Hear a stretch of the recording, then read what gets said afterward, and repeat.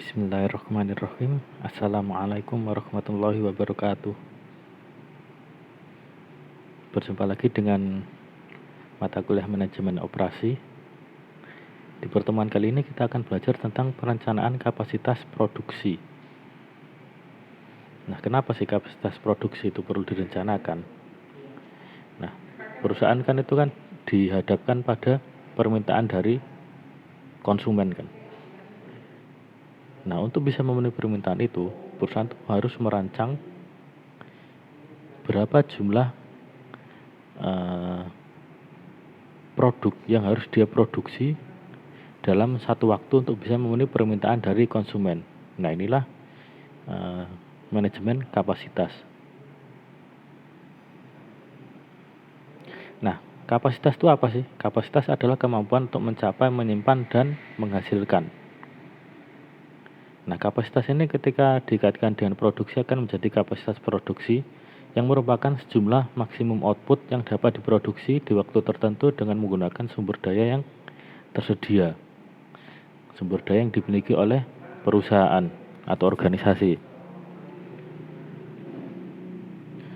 Nah, kapasitas produksi ini perlu direncanakan, yang kemudian menjadi perencanaan kapasitas produksi, yaitu proses untuk menentukan kapasitas produksi yang dibutuhkan oleh suatu perusahaan untuk memenuhi perubahan permintaan untuk setiap produknya.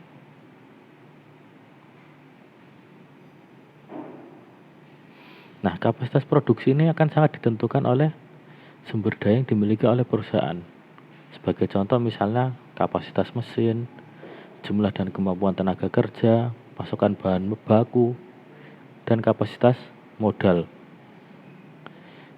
Semakin besar sumber daya yang dimiliki oleh perusahaan, maka bisa meningkatkan kapasitas produksi. Jadi untuk meningkatkan kapasitas produksi itu, perusahaan juga harus meningkatkan sumber dayanya. Nah, kapasitas itu sangat erat kaitannya dengan jadwal produksi. Sebagai cerminan apa dan berapa unit yang harus diproduksi dalam waktu tertentu. Jadi perusahaan itu kan buat jadwal produksi kan. Jadwal produksi harian itu dia mau produksi berapa targetnya, mingguan, bulanan, untuk bisa memenuhi permintaan konsumen. Nah, kapasitas itu menentukan persyaratan modal sehingga mempengaruhi sebagian besar biaya tetap dan menentukan apakah permintaan dapat dipenuhi atau apakah fasilitas ada yang berlebihan. Nah, jadi intinya kapasitas itu diusahakan optimal, yaitu mampu memenuhi kebutuhan atau permintaan dari konsumen. Jangan membuat desain kapasitas yang terlalu besar, karena nantinya terlalu banyak output yang dihasilkan dibandingkan permintaannya, yang efeknya apa? Persediaannya terlalu banyak, menimbulkan biaya persediaan, jadi membebani anggaran perusahaan. Tapi kalau kapasitasnya terlalu kecil di bawah permintaannya konsumen, maka yang terjadi adalah perusahaan nggak bisa memenuhi permintaan dari para konsumennya. Jadi PR-nya di sini adalah bagaimana perusahaan merancang desain kapasitas yang optimal yang mampu memenuhi permintaan dari konsumen. Nah, terdapat dua indikator kinerja untuk mengukur kinerja pada kapasitas produksi. Yang pertama itu pemanfaatan atau utilisasi, yang merupakan persentase desain kapasitas yang benar-benar dicapai oleh perusahaan. Nah, desain kapasitas itu sendiri adalah output maksimum ideal yang tidak memiliki output cacat atau rusak. Jadi,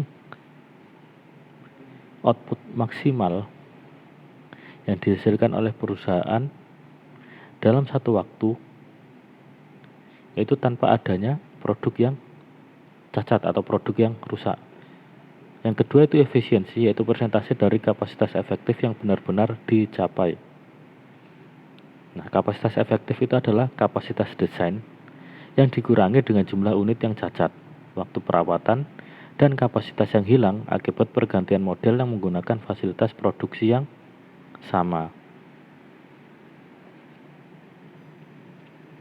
Nah, ini rumusnya untuk menghitung kapasitas produksinya. Untuk utilisasi itu dihitung dengan menggunakan output aktual dibagi kapasitas desain. Sedangkan untuk efisiensi dihitung dengan menggunakan output aktual dibagi kapasitas efektif. Nah, selanjutnya output aktual itu atau output yang diharapkan atau output yang diinginkan itu dihitung dengan menggunakan rumus kapasitas efektif dikalikan efisiensi. Nah, output aktual atau output yang diharapkan itu merupakan output nyata yang dihasilkan oleh fasilitas produksi.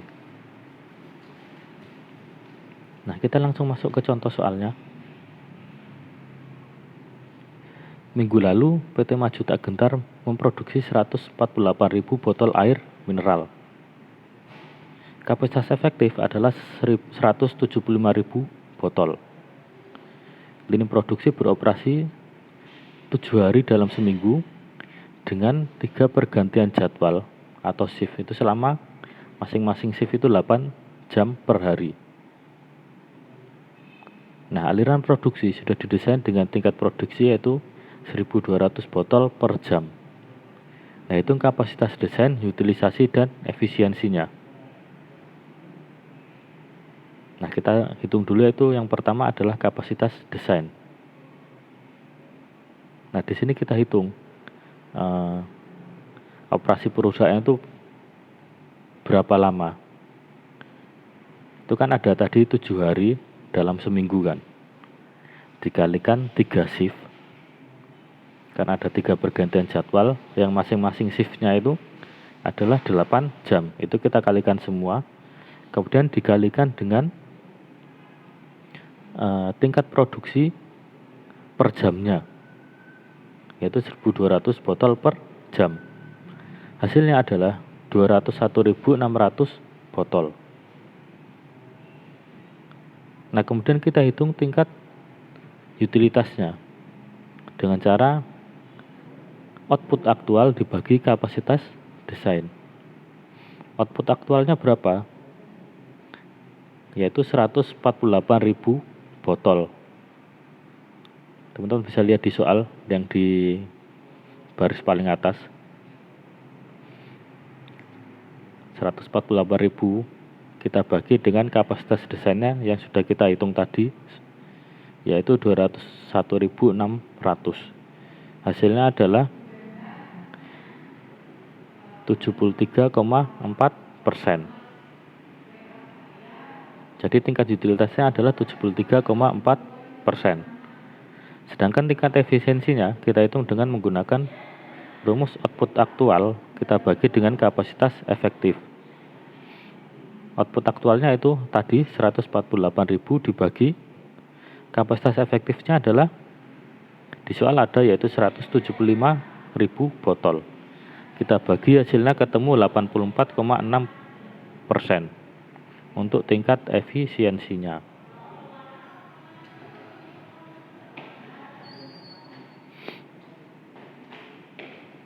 Nah, ini lanjutan masih dengan soal yang sama tapi dilanjutkan. Nah, manajer PT Maju Tak Gentar harus menentukan output yang diharapkan untuk lini kedua untuk departemen penjualan. Kapasitas efektif lini kedua sama seperti pada lini pertama yaitu 175.000 botol. Lini pertama beroperasi pada tingkat efisiensi sebesar 84,6%. Namun, output pada lini kedua akan lebih sedikit dibandingkan lini pertama karena kru pada umumnya itu merupakan karyawan baru. Sehingga efisiensinya itu diperkirakan tidak melebihi 75%. Nah, kita disuruh untuk menghitung besar output yang diperkirakan atau output yang diharapkan. Output yang diperkirakan kita hitung dengan menggunakan rumus kapasitas efektif dikalikan efisiensi. Kapasitas efektifnya berapa?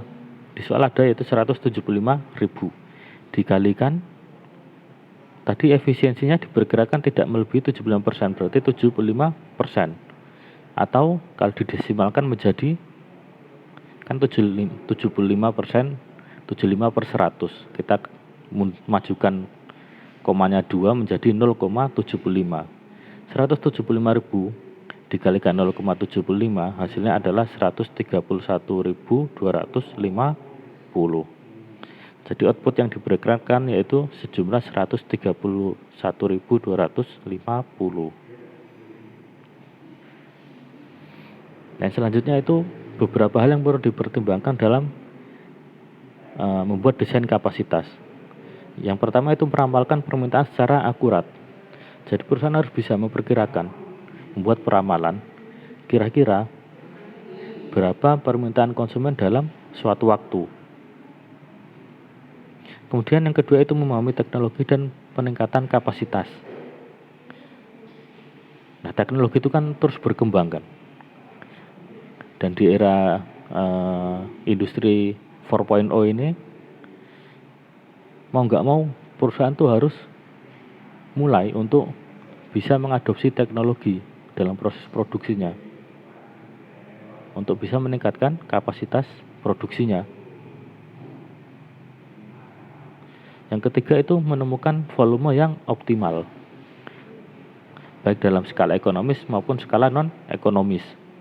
Jadi perusahaan harus tahu berapa volume produksi yang optimal, berapa volume produksi dari produk yang harus mereka hasilkan dalam satu waktu tertentu untuk bisa memenuhi permintaan dari konsumen.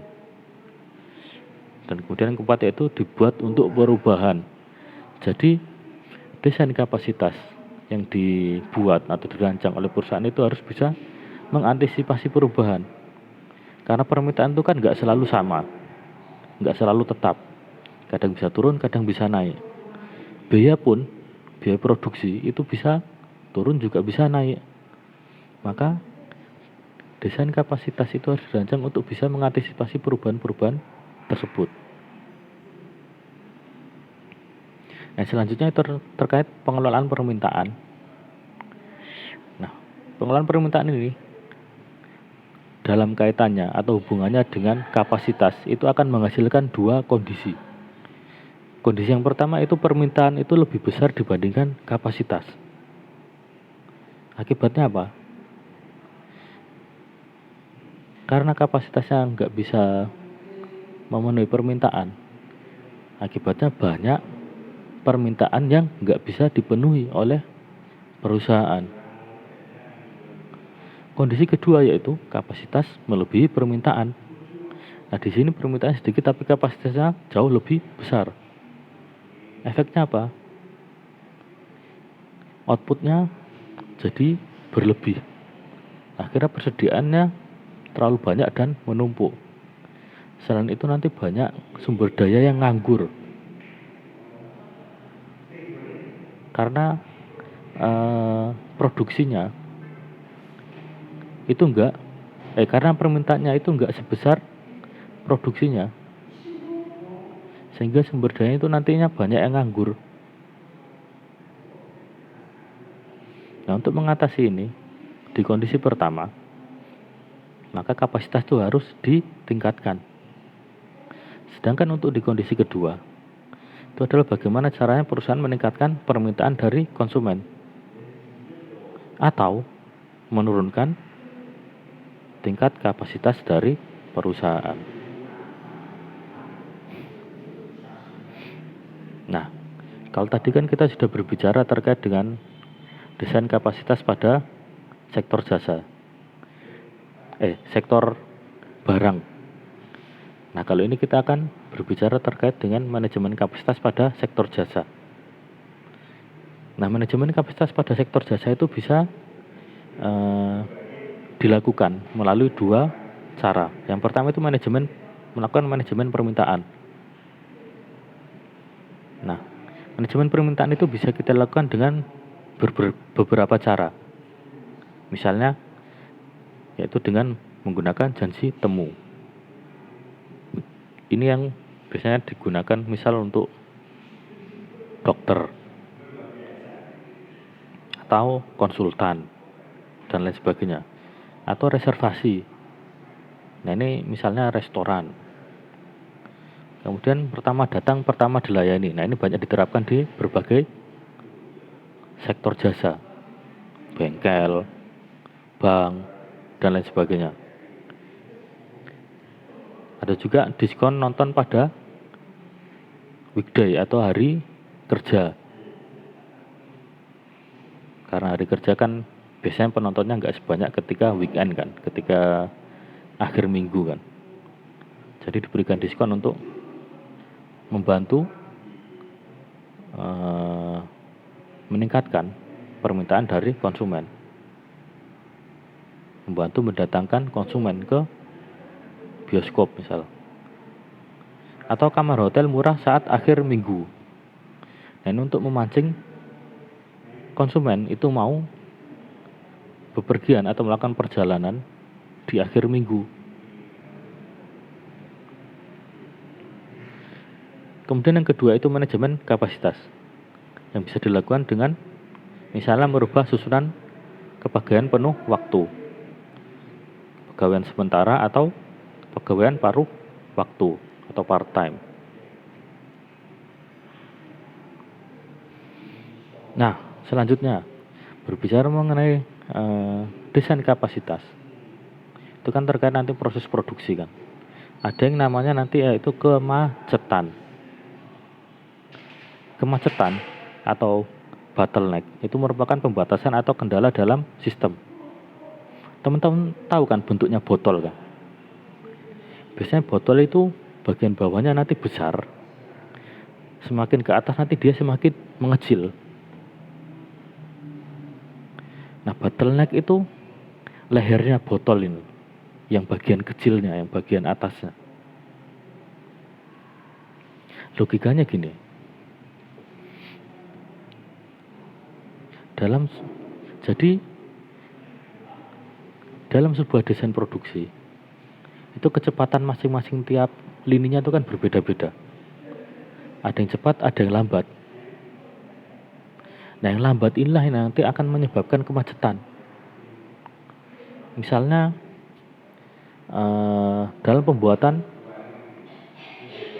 sebuah kursi kayu, mebel gitu. Bagian paling lama apa? Misalnya adalah bagian ngecat, bagian finishingnya, ngecat, kemudian pelitur, ngukir. Nah, itu misal memakan waktu paling lama. Nah, di awalnya waktu dia cepat kan, yang bagian motong kayunya, ngalusin, kemudian merangkainya itu lebih cepat. Akhirnya nanti bakal numpuk di bagian finishingnya, karena bagian finishingnya memakan waktu paling lama.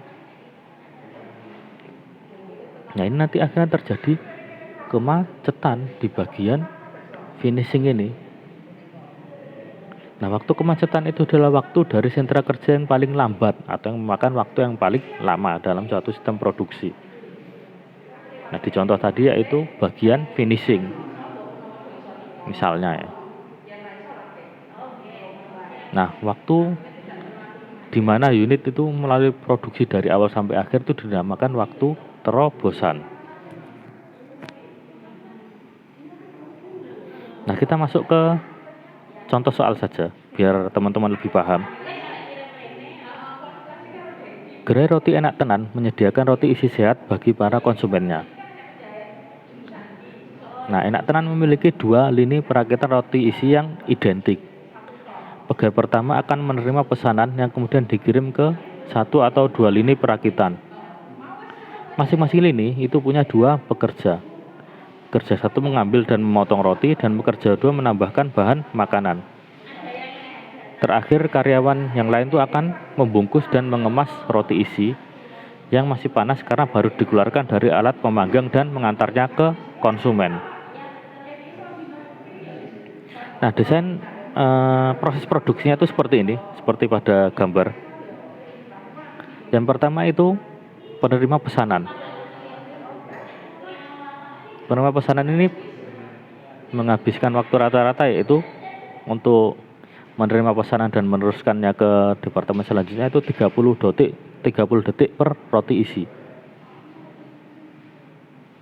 Nah, kemudian lini perakitan seperti yang telah dijelaskan sebelumnya, ada dua lini perakitan roti isi yang identik.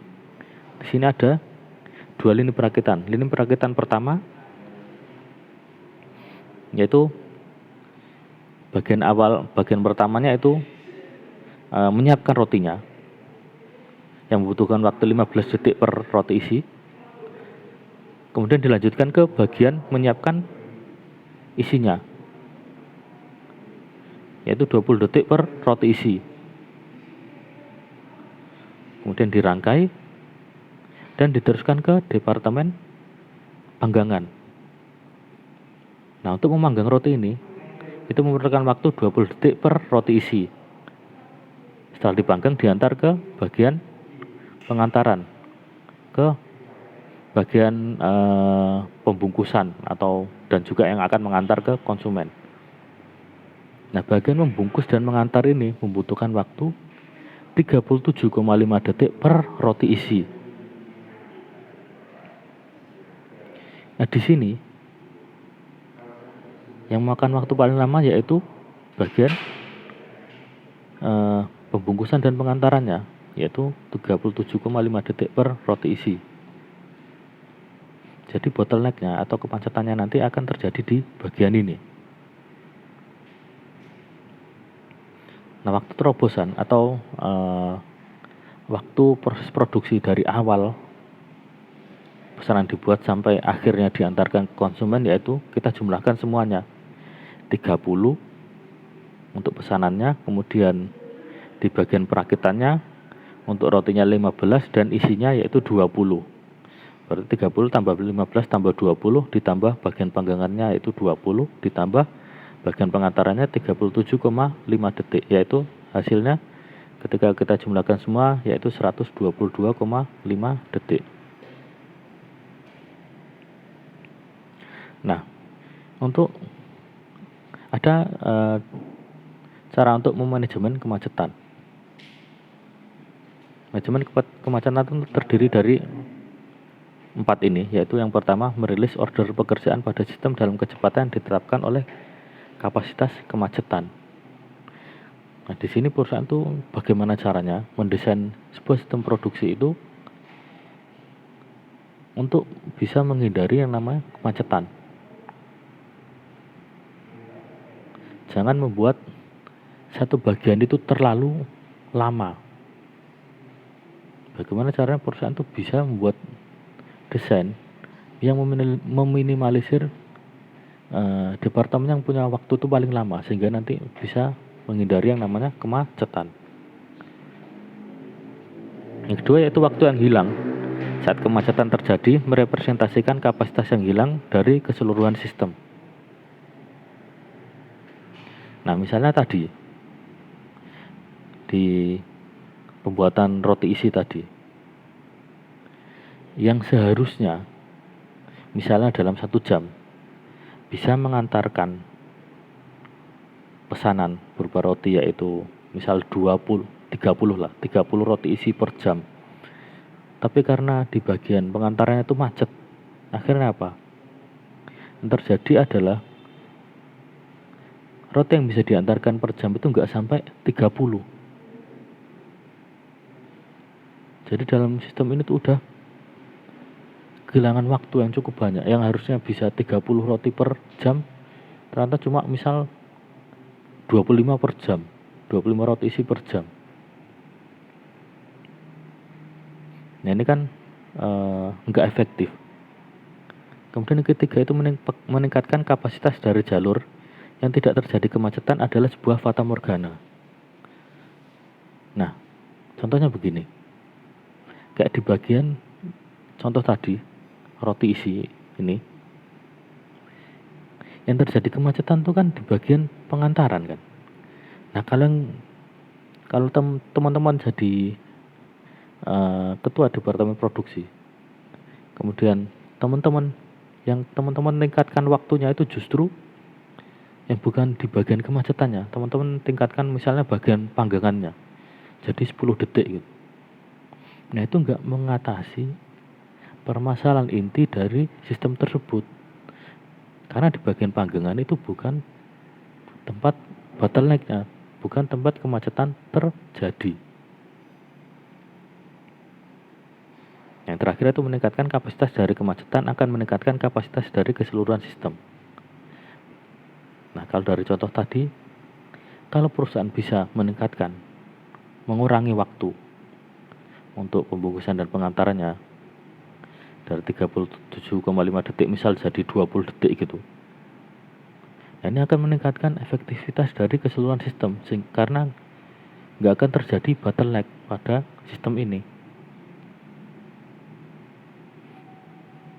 Misalnya perusahaan itu menambah jumlah pegawai yang awalnya cuma 5 kemudian ditambah 2 kalinya jadi 10. Jadi waktunya itu bisa dikurangi setengahnya untuk mengurangi kemacetan. Nah, dalam proses produksi itu kan juga ada kendala kan.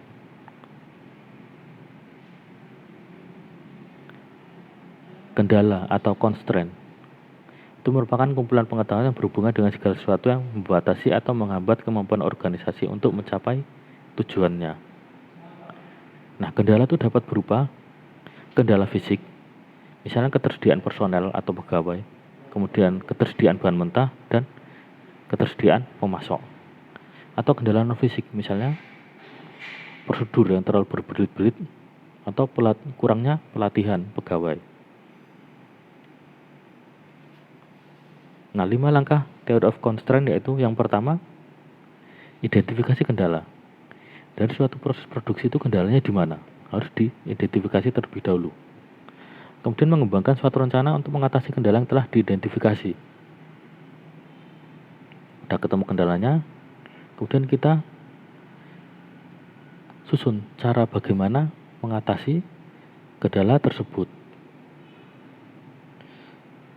Langkah selanjutnya itu fokus pada sumber daya untuk menyelesaikan langkah kedua. Nah, setelah kita punya rencana nih, punya plan. Nah, kemudian kita alokasikan sumber daya untuk mengatasi permasalahan atau kendala tersebut. Kemudian yang keempat itu mengurangi pengaruh dari kendala dengan meringankan beban kerja atau dengan memperluas kapabilitas. Pastikan bahwa kendala telah dipahami oleh seluruh orang yang memiliki dampak pada mereka. Dan terakhir itu, ketika satu set kendala telah diatasi, kembali ke langkah 1 untuk mengidentifikasi kendala baru yang muncul.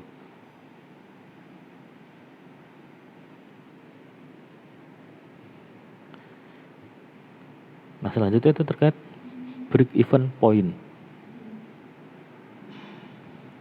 Nah, perusahaan itu perlu mengidentifikasi BEP. Ini untuk apa sih? Biar dia tahu, biar perusahaan ini tahu berapa titik impas atau kondisi di mana perusahaan itu nggak untung, nggak rugi dari proses produksi yang dia lakukan. Jadi nanti perusahaan itu bisa beroperasi, bisa menghasilkan tingkat produksi di atas BEP-nya ini untuk menghasilkan keuntungan. Karena kalau di bawahnya itu rugi perusahaan. Nah, ini ada rumus BEP untuk produk tunggal. BEP kalau dalam unitnya yaitu rumusnya total biaya tetap per harga dikurangi biaya tetap. Sedangkan untuk BEP di sini untuk dalam dolar ya. Nanti menyesuaikan aja. Kalau rupiah ya rupiah. BEP-nya itu dihitung dengan total biaya tetap per 1 minus harga variabel dibagi harga.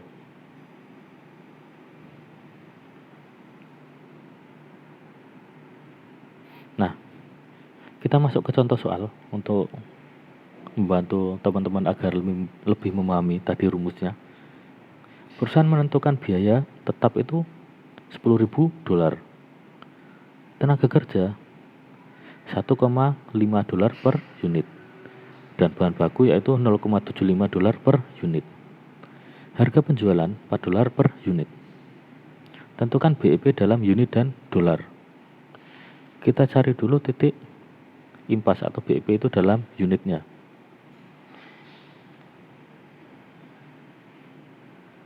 Yaitu dengan cara F atau biaya tetap kita bagi dengan 1 minus V, yaitu biaya variabelnya per harga. Biaya tetapnya 10.000 dibagi 1 minus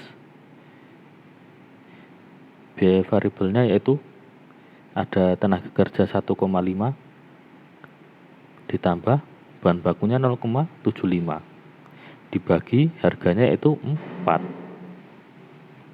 Hasilnya adalah 10.000 dibagi 0,4375. Ketemu hasil akhirnya, yaitu 22,857,14 dolar. Nah, ini BEP dalam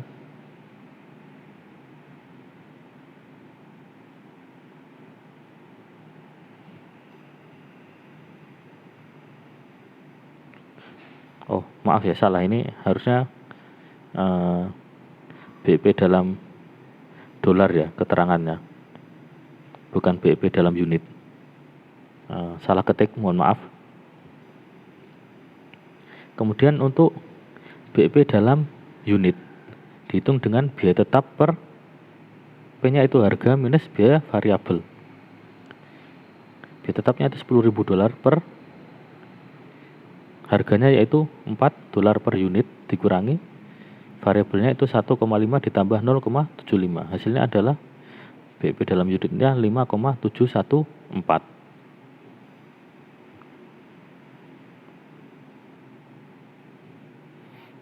Nah, kemudian yang selanjutnya itu BEP untuk multi produk. Kalau tadi kan produk tunggal. Nah, ini untuk multi produk. Kan banyak tuh perusahaan yang dia enggak hanya memproduksi satu produk aja, tapi beberapa produk sekaligus. Nah, untuk menghitung BEP-nya yaitu dihitung dengan F, yaitu biaya tetap dibagi sigma atau jumlah dari 1 minus V, ini adalah biaya variabel per unit, per P-nya yaitu harga per unit. I di sini adalah untuk masing-masing produk. Jadi nanti kalau produknya banyak, nanti banyak ininya, VP-nya ini. Dikalikan W, yaitu persentase masing-masing produk terhadap total penjualan dolar. Kita langsung masuk ke contoh soalnya. PT Magnus ingin menghasilkan lebih dari satu jenis produk. Rincian produk seperti yang tertera pada tabel di samping itu. Ada roti isi, minuman, kemudian kentang panggang.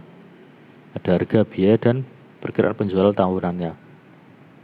Nah, PT Magnus itu beroperasi selama 6 hari dalam 1 minggu. Hitung BEP-nya. Nah, kita hitung nih. Untuk yang roti isi itu harganya 5 dolar, biayanya adalah 3 dolar, biaya variabelnya. Kemudian variabel dibagi harganya, biaya variabel dibagi harga 3 dibagi 5, hasilnya adalah 0,60. Nah, kemudian ini kita nyari kan rumusnya ada tadi tuh, ini mana? Nah, ini 1 minus V per P kan. Karena diketahui V dan P, maka kita cari dulu V per P-nya berapa, kemudian nanti kita cari 1 minus V per P-nya. Ini kita cari bertahap di tabel. V per P-nya tadi sudah kita cari, kemudian selanjutnya 1 minus V per P, 1 minus 0,6. Hasilnya adalah 0,4. Nah, kemudian untuk mencari perkiraan penjualan tahunannya, itu kita cari dengan perkiraan penjualan tahunan ini, perkiraan unit yang terjual, kan di situ ada 9.000 kan untuk roti isi. Kita kalikan dengan harga. Harganya kan 5 dolar. Kita kalikan dengan perkiraan penjualan tahunannya itu ada 9.000 untuk roti isi. Harganya 5, berarti 9 kali 5 adalah 45.000 dolar. Nah, kemudian persen dari penjualan kita cari dengan penjualan dibagi total penjualan.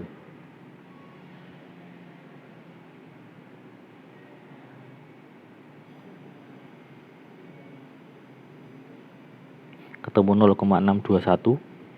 Kemudian kontribusi tertimbang itu kolom 5 kita kalikan kolom 7. Kolom 5-nya yaitu 0,4 kita kalikan dengan kolom 7-nya itu 0,621, hasilnya 0,248. Ini kita cari untuk semuanya dari roti isi, minuman, kentang panggang, kemudian nanti kita jumlahkan.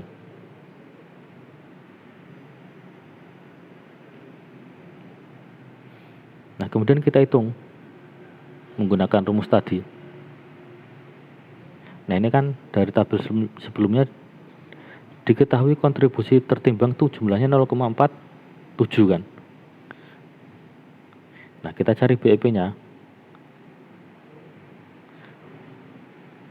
F-nya 3000 kita kali 12 karena dia beroperasi selama 1 tahun per 0,47. Hasilnya adalah 76,596 dolar. Itu kan BEP dalam 1 tahun kan. Nah, kemudian untuk total penjualan hariannya, dia beroperasi 52 minggu, tiap minggunya 6 hari kerja, kan setahun tuh ada 52 minggu. Nah, di sini perusahaannya hanya beroperasi selama 6 hari kerja selama seminggu, bukan 7 hari. Kita bagi 76.000 tadi, BEP 76.596 BEP, kita bagi dengan jumlah harinya. Itu 52 minggu kita kalikan 6 hari. Hasilnya 312 hari. Ketemu total penjualan hariannya itu 245,50 dolar.